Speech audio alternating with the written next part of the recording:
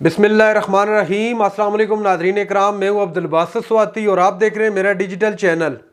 ناظرین اکرام، 3-4 انتہائی اہم خبریں لے کے آپ کی خدمت میں حاضر ہوا ہوں۔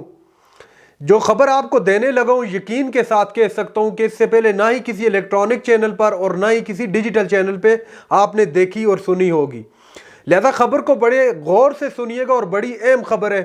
ایک تو بڑی اہم شخصیت کی گرفتاری عمل میں لائی گئی ہے اور دوسری جانب اقبال جرم جسے کہتے ہیں وہ بھی کر دیا گیا ہے۔ کیا ہے سارے کا سارا معاملہ آپ کے سامنے رکھتے ہیں۔ سب سے پہلے آج کے دن کی اگر بات کر لی جائے تو آج کا پورا دن جو ہے سپریم کورٹ کے اندر یا سپریم کورٹ نے جو کچھ مانگا قومی اسمبلی کے حوالے سے، جو ان کا ریکارڈ مانگا گیا، سپریم کورٹ آف پاکستان نے کہا کہ 6، 10، 17، 26 اور 27 اپریل کی جو ڈیبیٹ ہوئی ہے قومی اسمبلی کے اندر، جو سارا بحث وغیرہ ہوئی ہے وہاں پر، اس کا ریکارڈ طلب کر لیا سپریم کورٹ آف پاکستان نے۔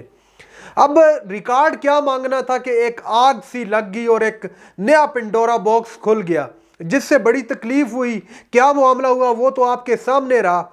پہلے آپ کو بتا دیتا ہوں کہ سپریم کورٹ نے جو ریکارڈ مانگا تھا قومی اسمبلی سے، اسپیکر نے وہ دینے سے انکار کر دیا ہے، اور انکار کرتے ہوئے ساتھ میں یہ بھی کہا گیا ہے کہ جو سپریم کورٹ ہے یا جو پارلیمنٹ ہے، یہ دونوں ایک بڑے معتبر ادارے ہیں اور ان کا اپنا عزت اور وقار ہے۔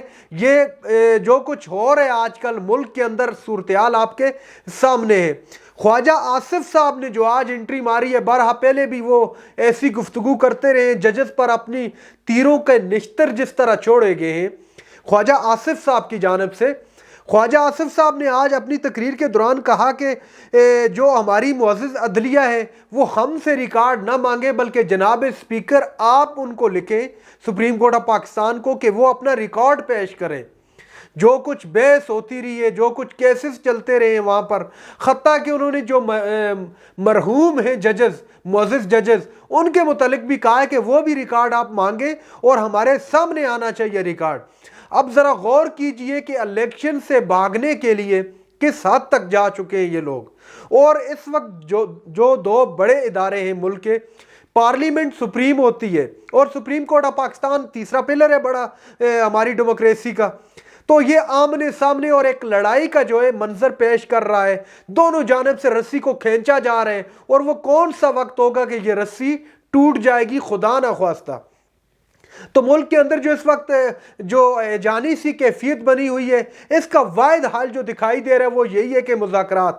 لیکن جو مذاکرات ہیں، ایک طرف تو مذاکرات کی بات کی جا رہی ہے، دوسری جانب جو حکومتی وزراء ہیں، خواجہ آصف جن میں سر فہرست ہیں، وہ کیسی گفتگو کر رہے ہیں ایوان کے اندر آ کر، ایوانوں میں بیٹھ کر اگر اس طرح کی گفتگو ہوگی تو یہ معاملہ تو لازمی بات ہے لڑائی کی طرف جانا ہے۔ اس کے علاوہ خواجہ آصف صاحب نے کہا کہ پارلیمنٹ اب مزید قربانی نہیں دے گا، کیونکہ پارلیمنٹ اس سے پہلے بہت قربانیاں دے چکا ہے۔ انہوں نے تذکرہ کیا یوسف رضا گیلانی صاحب کی نااہلی، نواز شریف کی نااہلی۔ اب ذرا ان کو یہ بات کون یاد دلائے گا؟ جناب اسپیکر آپ ہی ان کو یاد دلا دیں کہ یہ جو یوسف رضا گیلانی کی نااہلی ہوئی تھی، اس پر سب سے زیادہ ڈانس تو آپ کی پارٹی نے کیے تھے۔ آپ کی پارٹیشن پر ہی فیصلہ سنایا گیا تھا سپریم کورٹ آف پاکستان کی جانب سے اور ان کو نااہل قرار دیا گیا تھا۔ اور ایک نیا بل لانے کی تیاری ہو رہی ہے جی، توہین پارلیمنٹ، توہین عدالت تو سب نے سنا ہوگا۔ اب ایک اور بل آ رہا ہے جس کو توہین پارلیمنٹ کہا گیا ہے، اور کہا گیا ہے کہ اس بل کا جو اطلاق ہے وہ ججز پر بھی لاگو ہوگا، مین کہ ججز بھی ان کے خلاف ان کی توہین پر کوئی تنقید نہیں کر سکے گا۔ لب و لباب یہ ہے بات کا۔ اس کے علاوہ اوورسیز پاکستانیوں کو بھی اب بائنڈ کرنے کی کوشش کی جا رہی ہے، اور یہ کوشش جاری ہے کہ اوورسیز پاکستانی ہیں وہ بھی کسی قسم کی تنقید نہ کر سکیں، ان کے لیے بھی بل لایا جا رہا ہے۔ حالانکہ اوورسیز پاکستانی جو ہے ملک کی، ہمارے ملک کی خاص طور پر اس وقت ریڑھ کی ہڈی ہیں، کوئی بھی معاملہ ہو، خواہ وہ باہر سے پیسے بھیجنے کا معاملہ ہو، فورن ریزرو ہو، کچھ بھی ایسا ایشو ہو تو وہ ہر وقت ہمہ وقت تیار رہتے ہیں اور ملک کے لیے کھڑے رہتے ہیں۔ لیکن اب ان کو بھی جو ہے کٹہرے میں لانے کی کوشش کی جا رہی ہے۔ दूसरी जानब जो मुज़ाकरात की मैंने आपसे बात की, आज उसका फ़ाइनल राउंड है। पाकिस्तान तहरीक इंसाफ ने अपनी तमाम जो शराइत थी वो लिख कर उनको पेश कर दिए। अब इस पर क्या होगा, जो बज़ाहिर लग रहा है कोई हल तो नहीं निकलना, ये एक हुज्जत ही तमाम हो रही है। हुज्जत तमाम करने की कोशिश की जा रही है। सुप्रीम कोर्ट ने कहा था कि आप मुज़ाकरात की तरफ आएँ ताकि कोई बाकी सवाल इबाहम लोगों के ज़हन में न रहे। फवाद चौधरी साहब ने एक बयान दिया, उन्होंने कहा है सुप्रीम कोर्ट को आज़ादाना और सही तरीके से फैसले करने चाहिए, वो इम्प्लीमेंट अवाम जाने और वो लोग जाने जिनके खिलाफ के फैसले आएंगे। अवाम खुद इन पर इम्प्लीमेंट करवाएगी वो फैसले जो हमारी मुअज़्ज़ज़ अदलिया या जजेस देंगे। अब जो हुकूमत की अगर बात कर ले तो एक तरफ 15 जजेस का अगर टोटल ग्रुप की बात कर ली जाए तो इस बात की समझ नहीं आ रही कि ये 8 जज ही इनको क्यों जो है खटक रहे हैं और वो उन्हीं जजेस के खिलाफ बातें कर रहे हैं। बर आज तो हद होगी, हद क्रॉस होगी है। खुले अल्फाज में ख्वाजा आसिफ साहब ने कहा है कि आपको अपना एहतसाब देना पड़ेगा, आपको अपना जवाब देना पड़ेगा।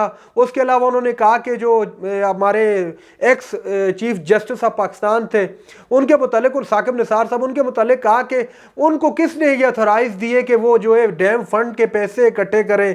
उसके अलावा इनका एहतसाब होगा, इनको हिसाब देना पड़ेगा और मुख्तलिफ प्लाटों का तस्करा किया। बहरहाल बहुत लंबी तकरीर है, मैं उसकी डिटेल में नहीं जाऊँगा, लेकिन आज इन्होंने सारी हदें क्रॉस कर दी हैं। और दूसरी जानब नाज़रीन इकराम, परवेज़ इलाही साहब की जो है ज़मानत मंजूर कर दी गई है 15 मई तक। 15 मई तक उनको गिरफ्तार नहीं किया जाएगा। बहरहाल ये तो एक अदालती हुक्म है, कोई नया केस होकर वो किसी और मामले में भी उठाए जा सकते हैं। ये तो पाकिस्तान है, कुछ भी हो सकता है।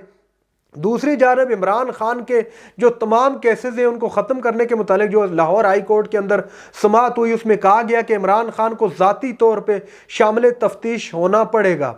और जो जुम्मा आ रहा है उस जुम्मे को जो है इमरान खान पुलिस के सामने पेश होंगे और तमाम रिकॉर्ड को मुरतब करके जो है 8 मई तक पुलिस जो है लाहौर हाई कोर्ट में वो रिकॉर्ड जमा करेगी और फिर इस मामले को देखा जाएगा। तो 8 मई तक ये भी एक अहम डेवलपमेंट हुई है जो आपके सामने रखी मैंने।